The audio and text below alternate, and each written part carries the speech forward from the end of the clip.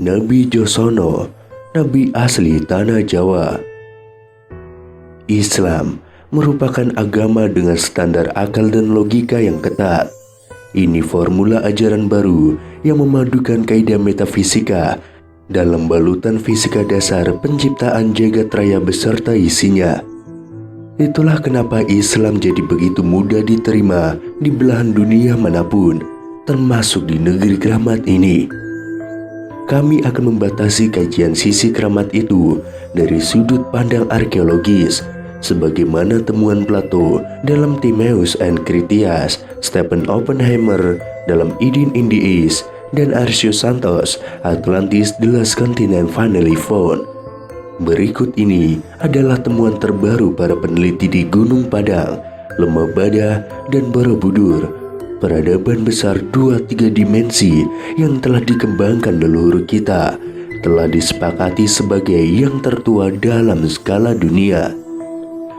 Data faktanya sulit dibantah, autentik. Dari penelitian mereka lah mencuat nama Lemuria, Atlantis, dan Dwi Pantara. Ketiganya mengembangkan ajaran yang sama, yaitu Sundayana atau pemujaan matahari. Percaya atau tidak, sampai hari ini kita masih menjalankan lagu itu tanpa kesadaran yang utuh. Supaya kita tidak kehabisan energi mengulas riwayat sepanjang 70.000 tahun ke belakang sana, cukup kami sodorkan nukilan dari sebuah naskah layang Joyoboyo atau layang Nata berdasarkan manuskrip yang dikumpulkan oleh Raden Mas J.R. Basuki dan Michael Swart, yang disusun dan diahli bahasakan oleh Pangeran Bendoro Susetyo dan Setyo Hajar Dewantoro. Ini merupakan bagian dari manuskrip kuno Gunung Klotok yang berisi wahyu Tuhan yang ditangkap oleh Josono yang turun pertama kali pada 4336 sebelum Masehi. Angka tarik itu saja jauh lebih dulu 2000 tahun dari kelahiran Ibrahim di Ur Kasdim pada 2510 sebelum Masehi atau Irak sekarang. Sebagai patriark agama Samawi, perannya tidak diragukan lagi. Ia adalah pembawa ajaran tauhid bagi Yahudi, Kristen, dan Islam. Namanya yang tersusun dari dua kosakata Ibrani, yaitu Ib dan Rahim, yang bisa diartikan sebagai bapa umat manusia yang penyayang. Menjadi wajar bila kemudian tiga agama Samawi itu mempunyai kesamaan visi dalam ajarannya. Sebentar kita tinggalkan Ibrahim di Ur, kini kita menuju ke Mekah dan Madinah yang menjadi epicentrum ajaran Nabi Muhammad bin Abdullah. Islam yang ia bawa mendarat di sini nyaris sezaman dengan kehadirannya di dua kota suci itu, yaitu abad ke-6 Masehi. Mengacu pada visi besar Josono di atas, artinya kemapanan ajaran Sundayana kemudian mengalami perkawinan silang atau malah tergerus. Bagaimana cara membuktikannya? Mudah sekali. Dengan memahami laku keberagamaan dan kehidupan kita hari ini masih dogmatis dan doktriner ataupun sebaliknya. Bentuk perkawinan mesra tersebut dapat kita temukan pada ajaran kaum sufi atau tasawuf atau teosofi. Semisal Syekh Al-Akbar Muhyiddin bin Ibnu Arabi dan Maulana Jalaluddin Rumi. Dua mistikus besar Islam ini terkenal dengan teori emanasinya yang menyertakan matahari sebagai simbol puncak ketuhanan. Ajaran mereka selalu dikaitkan dengan Quran Surat Nur yang berbunyi, Allah pemberi cahaya kepada langit dan bumi. Ibnu Arabi menamakan teorinya ini dengan Wahdatul Wujud. Syekh Bukhari pun yang menganut ajaran itu dan masuk ke negeri Khatulistiwa menerangkannya dalam kitab Martabat 7, sama membahas perkara cahaya dan matahari.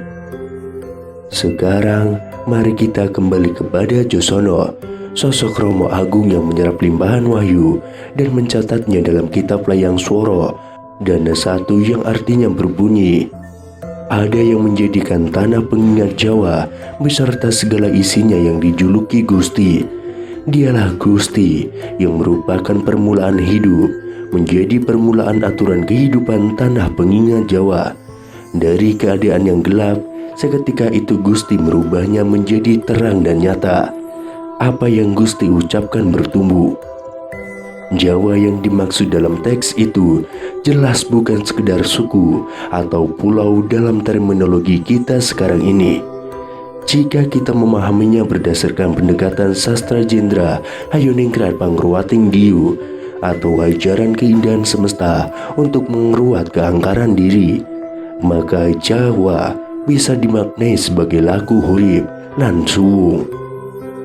Kosong dari segala yang bukan dia. Jadi tanah Jawa adalah tempat terbaik bagi manusia untuk mengolah dirinya bersama Sang Hyang Tunggal. Nukilan dari wahyu di atas berkenaan dengan semesta raya dan isinya. Ada juga yang bertalian dengan manusia dan peri kehidupannya dalam layang Joyoboyo yang artinya berbunyi, agar engkau orang Jawa bisa memberi pengertian kepada seluruh manusia Jawa, juga seluruh manusia lain di jagat raya ini, agar seluruh manusia bisa jumbu atau bersenyawa dengan Gusti yang melampaui segalanya, yang tidak dapat dibatasi oleh apapun. Tetapi manusia keras kepala kepada Gusti yang memberi hidup dan mati dan seluruh keberadaan. Ini wahyu Gusti. Berpegang pada hadis Nabi Muhammad SAW yang mengatakan bahwa ada 124.000 nabi dan rasul yang tidak tercatat di dalam Al-Quran, maka Josono sangat layak kita dapuk menjadi nabi pada zamannya. Amatilah wahyu yang diterima Josono dengan Al-Quran dalam Islam. Sejatinya sama belaka, berbicara tentang perintah bagi manusia agar menjadi wakil Tuhan di bumi sebagai penyebar rahmat di jagat alit, jagat gede, dan maha jagat. Tuntutan kita sekarang ialah mengajari diri sendiri tentang betapa indahnya belajar dalam hidup dan hidup yang selalu dalam kondisi belajar. Ilmu terkait menuntun diri ini sudah merupakan riwayat langka di zaman kita sekarang ini. Orang-orang sibuk menilai, mengoreksi yang lain di luar dirinya, lalu abai pada kepandiran sendiri.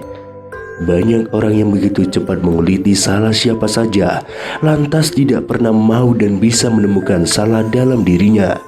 Ilmu sedemikian nampak sederhana, tapi bila mau dikaji, niscaya sampailah kita pada suatu samudera di mana diri sejati menanti dalam balutan rindu purbani.